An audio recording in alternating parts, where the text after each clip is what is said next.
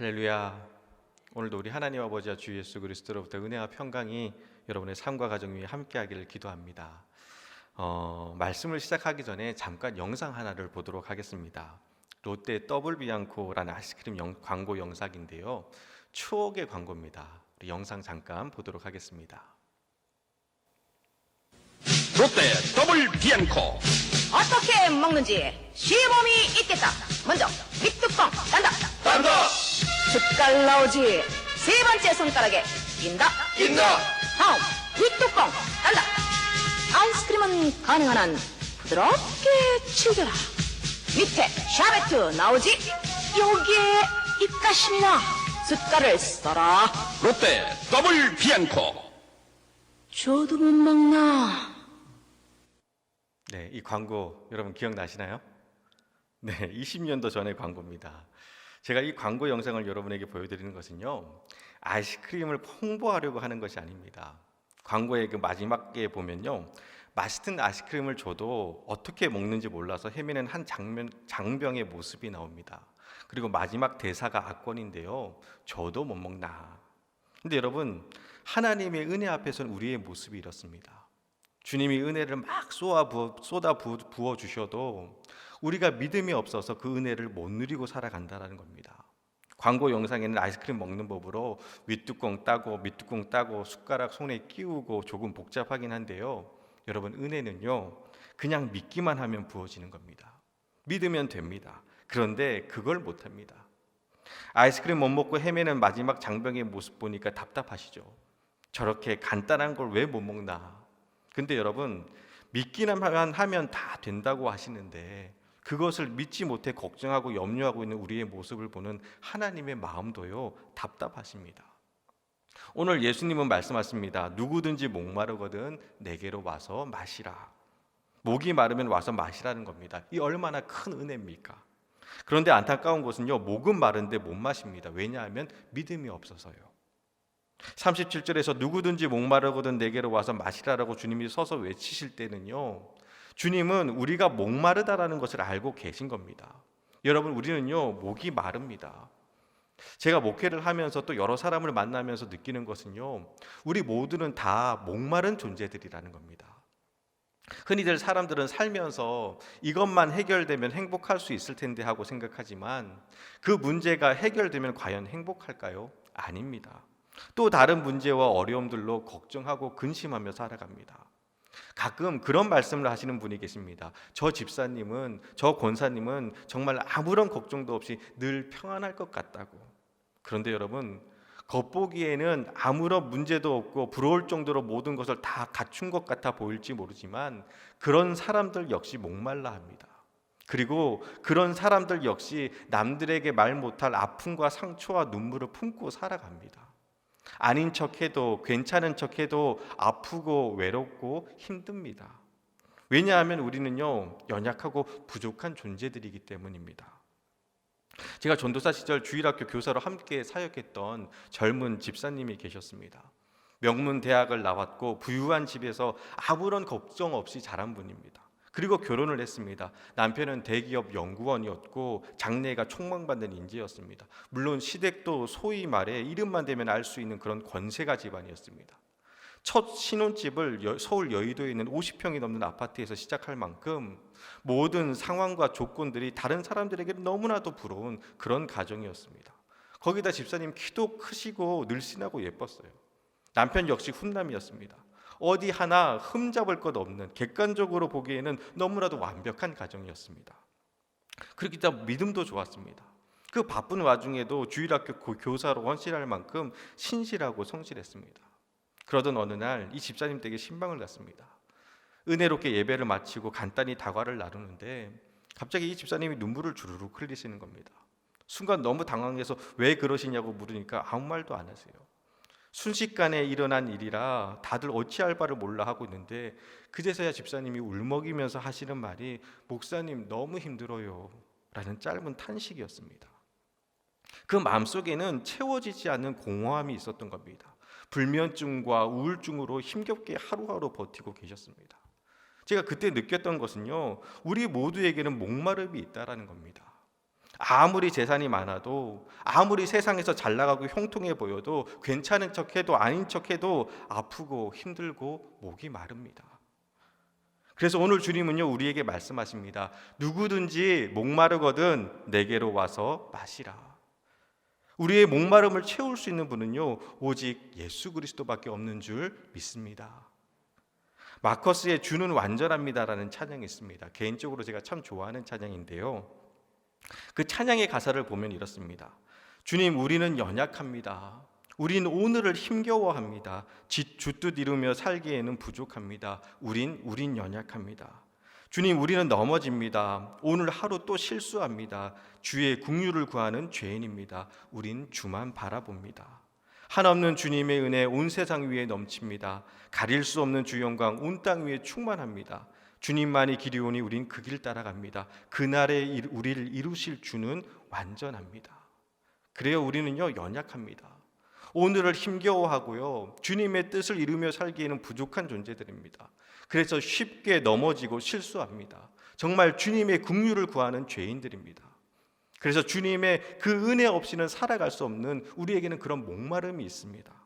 그리고 그 목마름으로 주님 앞에 나올 때 다시는 목마르지 않는 완전한 은혜 앞에 서게 되는 겁니다.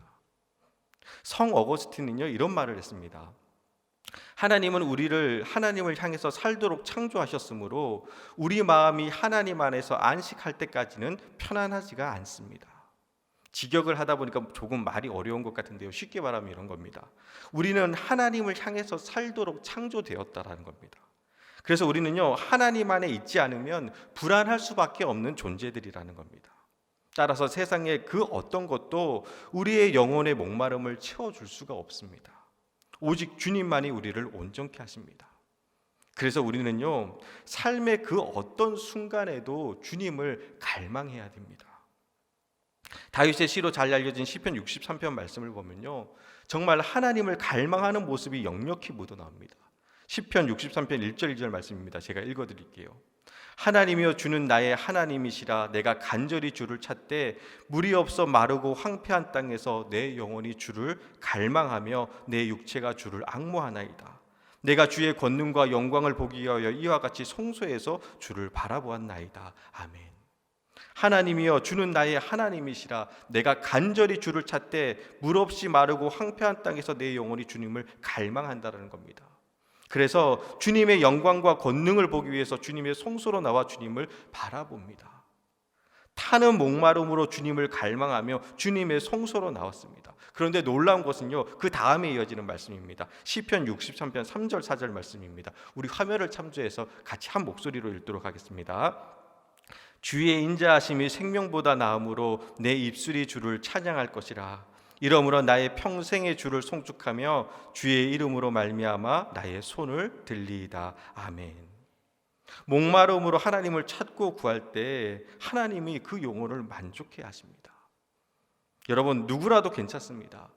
목이 마르시나요? 그러면 주님 앞에 나올 수 있으시길 바랍니다. 그리고 주님을 믿으시길 바랍니다. 주의 인자하심이 생명보다 나음으로 내 입술이 주님을 찬양하게 될 것이라고. 다시는 목마르지 않는 그 생수의 강이 여러분의 배에서 흘러나오게 될 줄 믿습니다. 자, 그럼 이제 조금 더 구체적으로 말씀을 한번 살펴보겠습니다. 우리 37절 말씀입니다. 37절 말씀 우리 같이 다시 한번 읽도록 하겠습니다. 명절 끝날 곧 큰 날에 예수께서 서서 외쳐 이르시되 누구든지 목마르거든 내게로 와서 마시라. 아멘. 말씀을 보면요 명절 끝날이라고 합니다. 여기서 명절이라 하면 초막절을 의미합니다. 초막절은 이스라엘 백성들이 광야 40년 동안 갈급하고 줄일 때마다 물과 떡을 주셔서 생명을 유지하게 해주신 하나님을 기억하고 기념하는 날입니다. 그리고 당시 유대인들의 전통에 따르면요 초막절 마지막 날에는 대제사장이 실로암 연못으로 가서 물을 떠서 성전 제단에 붓는 의식이 진행됩니다. 그리고 그렇게 대제사장이 제단에 물을 부으면서 하나님께 비를 구하는 기도를 드리는데요 제단에 물이 부어지고 차고 넘치면 그해 농사는 풍년이라고 믿었습니다. 그래서 초막절 마지막 날이면 유대인들은 성전에 모여서 대제사장이 제단에 붓는 물에 집중을 합니다. 그런데 예수님은 바로 그 의식이 행해지고 있는 성전 한가운데서 누구든지 목마르거든 내게 와서 마시라. 나를 믿는 자는 성경의 이름과 같이 그 배에서 생수의 강이 흘러나오리라 라고 말씀하고 계신 겁니다. 도대체 무슨 의도로 예수님은 성전에 물이 부어지는 그 의식 한가운데에서 사람들을 향해서 나를 마시라고 하신 걸까요? 이유는 수많은 사람들이 성전에 모여 있었지만 하나님의 아들 예수 그리스도를 눈앞에 두고도 어느 누구도 예수님이 우리를 구원하시기 위해 이 땅에 오신 메시아임을 알아보지 못했습니다. 그저 성전에 부어지는 물에만 관심을 가졌고 그 물이 제단에 차고 넘쳐서 그의 농사가 잘 되기만을 바랄 뿐이었습니다. 그런 유대 백성들을 향해서 예수님은 말씀하십니다. 나를 마셔라. 그저 육신의 허기와 목마름에만 관심 갖고 있는 사람들을 향해서 영원히 목마르지 않는 영생하도록 솟아나는 샘물이신 예수님을 믿으라라는 겁니다. 나를 믿는 자는 성경의 이름과 같이 그 배에서 생수의 강이 흘러나오리라. 단순히 육신의 갈증을 해소하기 위한 물이 아니라 나를 믿을 때에 비로소 너희 배에서 생수의 강이 흘러나와 다시는 목마르지 않는 영원한 샘물이 될 것이라고 말씀하십니다. 여러분, 여기서 인상적인 것은요, 생수의 강이 흘러나오는 것을 배라고 표현합니다. 여기서 배라는 것은 헬라어로 코이리아라고 하는데요, 복부, 배, 마음이란 뜻으로 원어적 의미는요, 우리 마음속 깊은 곳에 숨겨진 부끄러운 것을 의미합니다. 그것들이 무엇이냐? 마태복음 15장 19절에 보면요, 이런 말씀이 나옵니다. 제가 읽어드릴게요. 마음에서 나오는 것은 악한 생각과 살인과 간음과 음란과 도둑질과 거짓 증언과 비방이니 이런 것들이 사람을 더럽게 하는 것이니라. 곧 여기서 배란 우리 안에 있는 부끄러운 죄된 모습들입니다. 그런데 예수님을 믿는 순간 그 보혈의 은혜로 죄사함을 받고 그 더럽고 부끄러운 것이 변하여 성령의 역사를 드러내는 출발점이 된다라는 겁니다. 사랑하는 여러분, 지금의 내 모습이 연약하고 부끄러워도 괜찮습니다. 주님께 와서 마시면 됩니다. 믿기만 하면 됩니다. 그리고 그때 내 상처와 연약함과 부끄러움이 오히려 하나님의 역사를 드러내는 출발점이 될 줄 믿습니다. 제가 잘 아는 목사님 중에 김모 목사님이란 분이 계십니다. 한 번은 목회자 체육대회가 끝나고 지방 목사님들과 다 같이 목욕탕에 갔는데 깜짝 놀랐습니다. 이유는 몸에 용 한 마리가 이렇게 꽈리를 틀고 계십니다. 누구라고요? 목사님이. 몸에는 여기저기 칼에 찔린 흉터 자국들로 가득했습니다. 평소에 인자하고 자상했던 터라 그 낯선 모습이 너무나도 충격적이었습니다. 그런 제 표정을 읽으셨는지 웃으시면서 놀랐냐고, 소실적의 어리석은 삶의 흔적들이라고 아무렇지 않게 말씀하시는 겁니다. 그러면서 자신의 지난날 이야기를 쭉 들려주셨습니다. 옛날 서울 천호동에서 소문난 깡패였다고 합니다. 그리고 조직 활동도 했습니다. 나름 조직에서도 인정받았고 돈도 많이 모았다라는 겁니다. 근데 그 마음속에는 늘 공허하더라는 겁니다. 무섭고 잔인하고 거칠었지만 가슴속에는 외로움과 공허함으로 가득했다라는 겁니다. 그러다가 사는 것이 의미가 없어서 스스로 손목을 그었습니다. 거의 사경을 헤매다가 병원에 실려갔고 치료를 받는 중에 우연히 봉사활동으로 온 신학교에 다니는 어떤 여학생을 만나게 됩니다. 그 여학생을 통해서 예수님을 알게 되었고 믿게 되었습니다. 그리고 다시는 목마르지 않는 영원한 기쁨을 누리게 된 겁니다. 무슨 드라마나 연속극 같으시죠? 그러면서 하시는 말씀이 자기는 나 같은 죄인 살리신 주님의 은혜라는 이 찬양을 한 번도 끝까지 불러본 적이 없다고 하십니다. 이제껏 내가 산 것도 주님의 은혜라 한 3절쯤 가면요 벌써 목이 메이고 눈물이 앞을 가려서 4절까지 부를 수가 없다고 웃으면서 말씀하시더라고요. 참고로 그때 만난 신학교 여학생은 지금 그 목사님의 사모님이 되셨고 지금도 현직에서 목회를 하고 계십니다. 지난날에 가장 부끄러운 그 아픔의 자리가 예수님을 믿으니까, 주님의 은혜로 채워지니까 그 배에서 생수의 강이 흘러나오게 되는 겁니다. 그리고 그 생수의 강을 지금도 흘려보내고 계십니다. 지금의 내 모습이 죄로 인해 넘어지고 또 여러 가지 부끄러운 것들이 투성이라 할지라도 상관없습니다. 목이 마르시나요? 주님께로 와서 주님을 마실 수 있으시기를 바랍니다. 그리고 그때 나의 연약함과 부끄러움의 자리에서 성령의 거룩한 역사가 시작될 줄 믿습니다. 그런데 안타까운 것은 아예 드러내놓고 누구든지 목마르거든 내게로 와서 마시라고 예수님께서 말씀하셔도 여전히 사람들은요, 예수님을 믿지 않고 자신들의 생각으로 평가하고 판단합니다. 우리 40절에서부터 43절 말씀입니다. 우리 같이 한 목소리를 읽도록 하겠습니다. 이 말씀을 들은 무리 중에 어떤 사람은 이 사람이 참으로 선지자라 하며 어떤 사람은 그리스도라 하며 어떤 이들은 그리스도가 어찌 갈릴리에서 나오겠느냐, 성경에 이르기를 그리스도는 다윗의 씨로 또 다윗이 살던 마을 베들레헴에서 나오리라 하지 아니하였느냐 하며 예수로 말미암아 무리 중에 쟁론이 되니. 아멘. 예수님이 누구신지로 인해 쟁론하고 있다라는 겁니다. 쟁론이란 단어의 사전적 의미는 서로 다투며 토론한다라는 겁니다. 예수님을 앞에 두고 자기들 멋대로 예수님을 판단하고 결정한 후에 다투며 논쟁하고 있는 겁니다. 이 무리들의 모습을 지켜보는 예수님의 마음이 얼마나 아팠을까요? 누구든지 목마르거든 나를 마셔라. 나는 영원히 마르지 않는 샘물이다라고 아예 대놓고 말씀을 하시는데도 무리들은 예수님을 믿는 것이 아니라 예수님을 판단하고 있습니다. 근데 여러분, 이 무리들의 모습 속에 또한 우리들의 모습을 보게 됩니다. 우리 역시 내 멋대로 주님을 판단합니다. 내 생각의 틀 속에 예수님을 끼워 맞추려고 합니다. 예수님을 믿고 순종하는 것이 아니라 여전히 내가 옳습니다. 그래서 내 생각과 다르게 예수님이 일하시거나 역사하시면 원망하거나 불평합니다. 근데 여러분, 믿음은 그런 게 아닙니다. 이 시간 여러분 도전하고 싶습니다. 만약 하나님이 노아와 같이 산 꼭대기에 배를 만들라고 하시면 여러분은 순종하실 수 있으시겠습니까? 아브라함과 같이 밑도 끝도 없이 본토 아비의 집을 떠나라고 하신다면 여러분 떠날 수 있으시겠습니까? 요셉과 같이 억울한 누명 쓰고 감옥에 갇혔을 때에도 그 속에서도 주님의 인도하심이 있을 줄 믿고 감사하실 수 있으신가요? 자신을 죽이려고 혈안이 된 사울 왕의 군사를 피해 동굴에 숨고 광야로 도망치면서 춥고 배고프고 두려움 가운데서도 여호와는 나의 목자시니 내게 부족함이 없다라고 찬양할 수 있으신가요?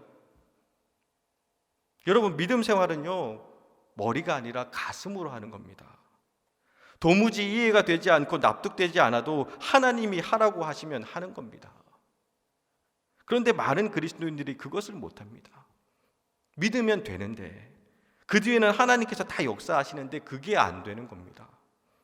저도 못 먹나, 그 광고의 얘기처럼, 그 말처럼 큰 은혜와 축복을 부어주시려고 준비하고 계셔도 믿음이 없어서 우리는 그것을 못 누립니다. 바라기는 쟁론하는 무리가 되지 마시고 예수님을 믿고 따르는 제자들이 되시기를 바랍니다. 부끄러운 제 고백을 하나 드리면요, 겉으로 보기에는 제가 참 믿음이 좋은 것 같아 보이지만 사실 저는 의심이 참 많습니다. 성격이 그래요. 그래서 어렸을 때는 음식이 나오면 먹기 전에 꼭 냄새를 맡고 손으로 살짝 이렇게 찍어서 맛을 본 후에 괜찮다 싶어야 그제서야 숟가락을 들었습니다. 그래서 어머니께 많이 혼나기도 했지만 좀처럼 그 성향이 잘 안 고쳐졌습니다.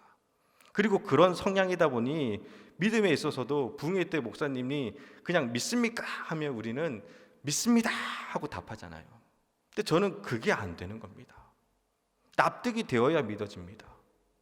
자신의 손으로 예수님의 손과 옆구리를 만져본 후에 나의 주님이시요 나의 하나님이시다라고 말했던 의심 많은 도마와 같이 저 역시 확실히 이해가 되어야만 믿을 수 있는 그런 유형입니다.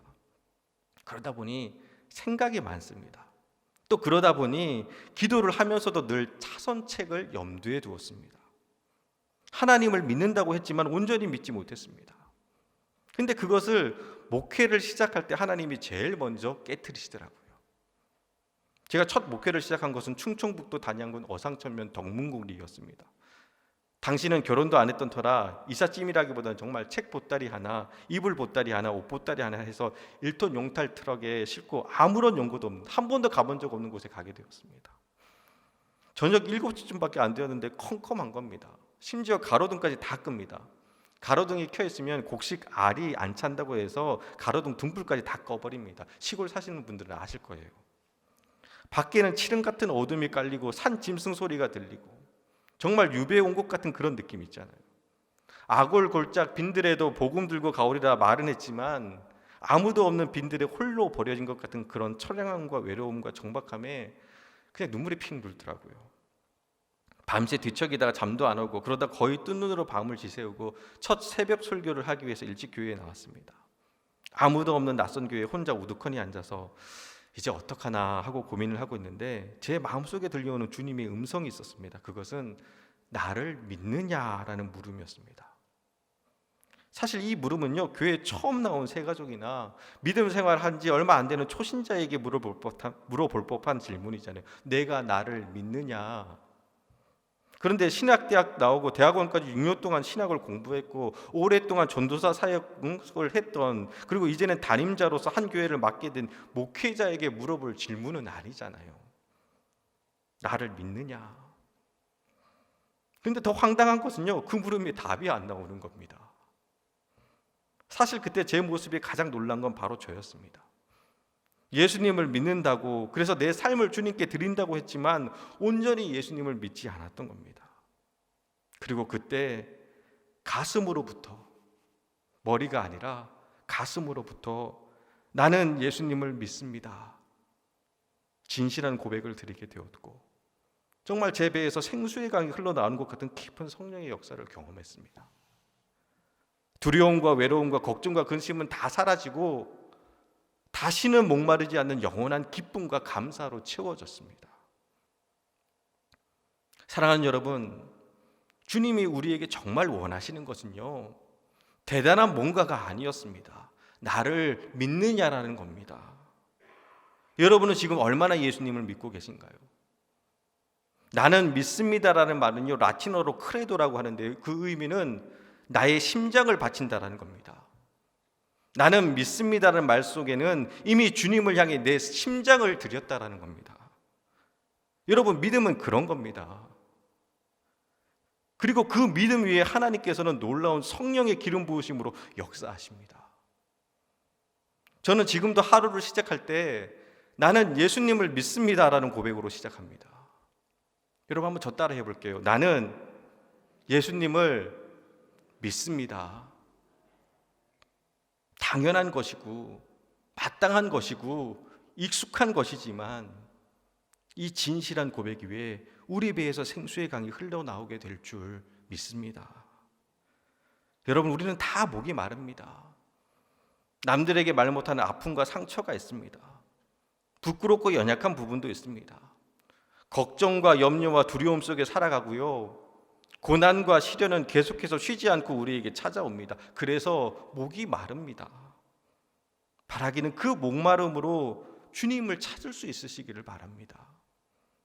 특별히 절기상으로 대강절 기간입니다. 이 땅에 우리를 구원하시기 위해 오신 예수님을 기대하며 기다리는 절기입니다. 오늘 예수님께서 누구든지 목마르거든 내게 와서 마시라, 나를 믿는 자는 성경에 이른 것 같이 그 배에서 생수의 강이 흘러나오리라 라고 우리를 하나님의 구원에 초대하셨습니다. 여러분은 이 예수님의 초대에 어떻게 응답하실 건가요? 말씀을 보면 무리들은 예수님을 향해 참으로 그 선지자라고, 또 어떤 사람은 그리스도라고, 또 어떤 이들은 그리스도가 어찌 갈릴리에서 나오느냐, 그리스도가 아니라고 쟁론을 합니다. 그들은 예수님을 앞에 두고 머리로 생각하고 판단했지 예수님을 믿지 않았습니다.